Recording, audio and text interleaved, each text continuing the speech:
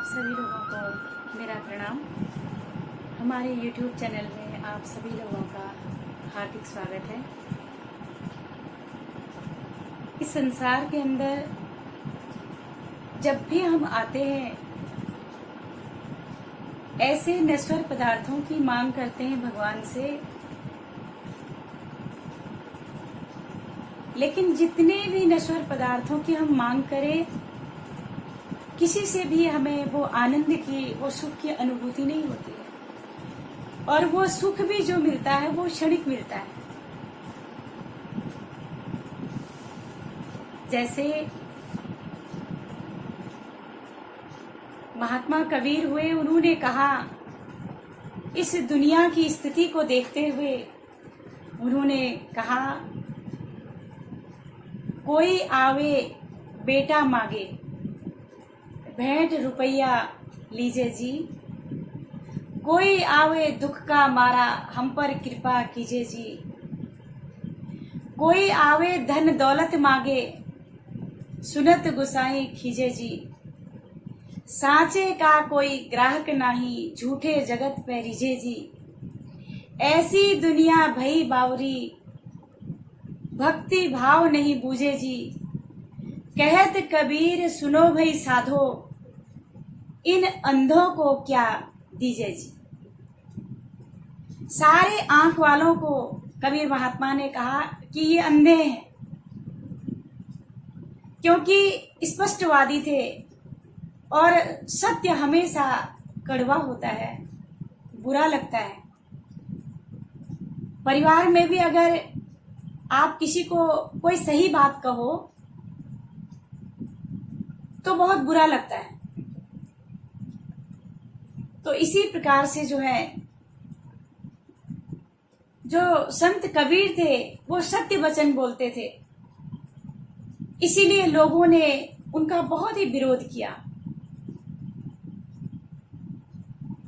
तो दुनिया के ऐसे नश्वर पदार्थ, वो जब भी संतों के पास मनुष्य जाता है तो ऐसी चीजों की कामना करता है। याज्ञवल्क्य जी हुए, उनकी दो रानियां थी, मैत्रेयी और कात्यायनी। तो एक बार याज्ञवल्क्य जी ने कहा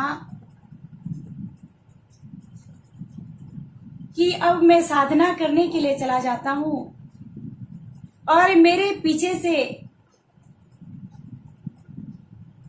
कहीं कोई झगड़ा न हो, लड़ाई न हो, इसलिए मैं इस संपत्ति को दोनों में बांटना चाहता हूं।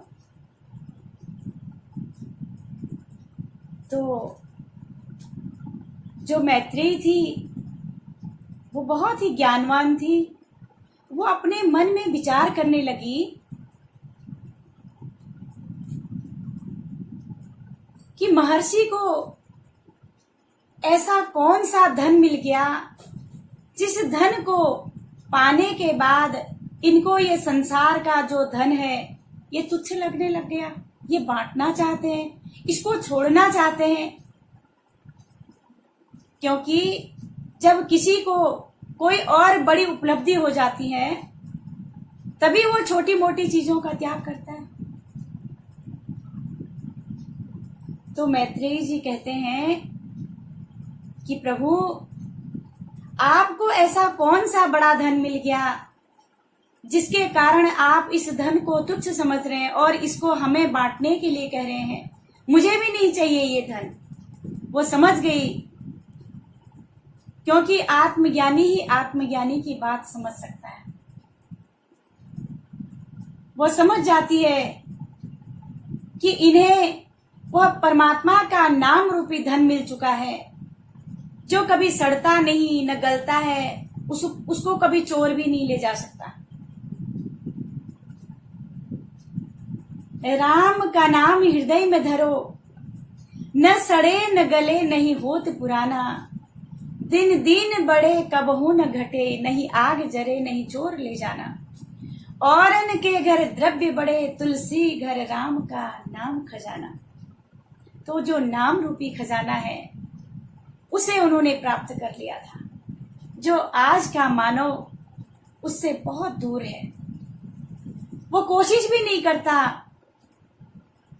जब हमें परमात्मा की दी हुई चीजों से संतुष्टि नहीं है तो हमारी अपनी बनाई हुई चीजों से हमें संतुष्टि कैसे मिल सकती है? ये सोचने वाली बात है। ईश्वर की दी हुई चीजों से हम संतुष्ट नहीं है तो हमारी खुद की बनाई हुई चीजों से हम कैसे संतुष्ट हो जाएंगे? तो असंतोष तो अपने आप बना ही रहेगा। जैसे मुझे एक बात याद आई कि एक बार भगवान शिव माता पार्वती के साथ में घूमने के लिए जा रहे होते हैं मृत्युलोक में। तो रास्ते में उन्होंने क्या देखा? तपती हुई रेत में एक 3 टांग का मकोड़ा झुरस रहा है, दुखी है।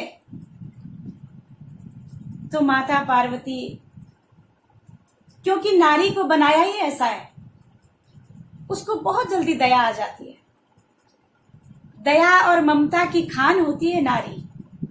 इसीलिए तो कहा कि नारी निंदा मत करो, नारी नर की खान।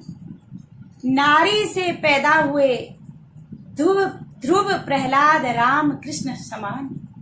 इतने बड़े बड़े महान पुरुष नारी से ही तो हुए। जिस परिवार में, जिस समाज में, जिस देश में नारी की पूजा होती है वहां पर लक्ष्मी का वास होता है। तो उन्हें दया आ जाती है और वो कहते हैं कि प्रभु इसको मनुष्य बना दो। भगवान शिव कहते हैं नहीं पार्वती, मैंने इसको बहुत बार मनुष्य बनाया, लेकिन ये कर्म ही इतने बुरे करता है। क्योंकि आप सब समझ सकते हैं कि कर्म योनि और भोग योनि, ये मनुष्य योनि जो है ये कर्म योनि भी है और भोग योनि भी है। बाकी मनुष्य को छोड़ करके जितनी भी योनियां हैं सब भोग योनियां हैं, वो कर्म नहीं कर सकते। देवी देवता भी मनुष्य शरीर के लिए भगवान से प्रार्थना करते हैं, वो भी सिर्फ भोग कर सकते हैं, कर्म नहीं कर सकते। कर्म तो मनुष्य कर सकता है। और एक कुत्ते ने कब ऐसे कर्म किए होंगे कि वह बड़े बड़े धनाढ़ परिवारों में रहता है और एरोप्लेन में घूमता रहता है और लोग अपने बच्चों को गोद में न रख करके उस कुत्ते को गोद में ले जा करके सुबह सुबह पार्क की सैर कराते हैं। आप लोगों ने देखा होगा। तो उसने कब कर्म किया? मनुष्य योनि में। पर कौन सा कर्म ऐसा है जो कर्म आपको इन सारे 84 लाख योनियों से छुड़ा करके मनुष्य योनि में ले जाता है? वह कर्म, वह परमात्मा का ध्यान है, वो ज्ञान है।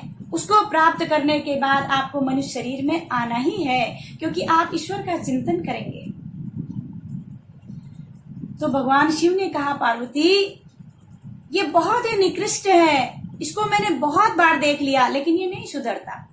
माता पार्वती ने कहा एक बार मेरे लिए कर दो। भगवान शिव ने कहा ठीक है, तुम कहती हो तो मैं इसे दे देता हूँ। भगवान ने कहा चल तुझे मनुष्य शरीर फिर दे देता हूँ। उसको मनुष्य शरीर दे दिया। अब जैसे जाने लगे, कहने लगा अरे आप कहाँ जा रहे हैं? मुझे रहने के लिए घर चाहिए, नौकर चाकर चाहिए, हाथी घोड़े चाहिए, सारी सुख सुविधाएं मांग ली उसने। भगवान शिव ने कहा देखो पार्वती, मनुष्य शरीर दे दिया था, क्या यह कम था? कर्म ही नहीं करना चाहता है कि सब कुछ बिना करे ही भगवान दे दे। भगवान मुझे तुम जो है 20 लाख की गाड़ी दिला दोगे तो आपके मंदिर में आके एक नारियल चढ़ा दूंगा। देखो, एक बेटा दे दोगे तो आपका क्या जाएगा, और जो है 1.25 मन ही कर दूंगा। तो भगवान से वहां पर भी सौदा करता है मनुष्य। जो आपको 20 लाख की गाड़ी दे सकता है, जो आपको करोड़ों दे सकता है, क्या उसके पास नारियल नहीं है? क्या उसके पास सवामणि नहीं होगी, लेकिन ये मनुष्य का स्वभाव है। पर भगवान क्या मांगते हैं? भगवान भाव मांगते हैं। वह भाव के भूखे हैं, वो प्रेम के भूखे हैं। भगवान कहते हैं, भाव जिस जन में नहीं, उसकी मुझे चिंता नहीं। भाव वाले भक्त का भरपूर मुझ पर भार है। भाव का भूखा हूँ मैं और भाव ही एक सार है। तो भगवान ने जो है उसको समझाया, लेकिन उसे सब कुछ चाहिए। भगवान ने वो भी दे दिया। फिर जब जाने लगे तो कहने लगा कि सब कुछ आपने दे दिया मुझे, महल दे दिया, गाड़ी घोड़ा, नौकर चाकर, मकान, सब कुछ दे दिया, मनुष्य शरीर दे दिया। अब एक चीज की कमी रह गई, इतने सारे सुखों का उपभोग मैं अकेले कैसे करूंगा? तो भगवान ने कहा, अब क्या चाहिए तुझे? तो कहता है कि आपके साथ में जो ये सुंदर सी नारी है, आप इसको मेरे पास छोड़ जाएं। भगवान ने कहा, जाओ पार्वती, जाओ रहो। माता पार्वती बहुत समझाती है, कहती है कि मनुष्य, मैं तो जगत माता हूँ, जगत की जननी हूँ, लेकिन वह अहंकारी इंसान था। जब मनुष्य के अंदर अहंकार आ जाता है, उसको अच्छा बुरा कुछ समझ में नहीं आता। बहुत बड़े बड़े उदाहरण हैं हमारे और आपके सामने। अब मैं कितना बताऊंगी, आप सभी लोग जानते हैं कि जहां अहंकार होता है वहां पर भगवान नहीं होते। तो उसको समझाया, लेकिन उसकी उल्टी बुद्धि थी, उसको कुमति थी, उसको समझ में नहीं आई। माता पार्वती ने कहा, प्रभु ये जैसा था इसको वैसा ही बना दो। भगवान ने कहा, तू जैसा था तू वैसा ही बन जा। कहने का तात्पर्य, प्रभु तो हमें सब देना चाहते हैं, पर हम लेना ही नहीं जानते। हमारे पास ऐसा थैला होता है, हम ऊपर से डालते जाते हैं और नीचे से छेद होता है, वो निकलता चला जाता है। जैसे हमारे दरवाजे पर कोई मांगने वाला आ जाए और उसका पात्र पहले से गंदा हो और हम उसमें खीर डालना चाहते हैं, लेकिन देख करके रहा नहीं जाता, तो हम कहेंगे, अरे बाबा जरा सा अपना बर्तन धो करके साफ करके ला दो, हम इसमें खीर डालना चाहते हैं। वो गंदे मैले कुचले में जब हम और आप साधारण इंसान भी एक अच्छी चीज को नहीं डालते, तो वह तो परमपिता परमात्मा है। वह गंदे मैले कुचले बर्तन में वह कैसे अच्छी चीज डाल सकता है? वो नहीं डालते। तो अपना जो हमारा जो मन रूपी पात्र है, इसको साफ सुथरा करना पड़ेगा। दिल का कूड़ा साफ कर प्रभु को बिठाने के लिए, ध्यान गैरों का हटा उसको बिठाने के लिए। इसलिए उसका चिंतन, उसका स्मरण, उसका ध्यान और अपने मनुष्य जीवन का कल्याण करें। इन्हीं शब्दों के साथ आप सभी लोगों को मेरा प्रणाम। Like, subscribe and press the bell icon.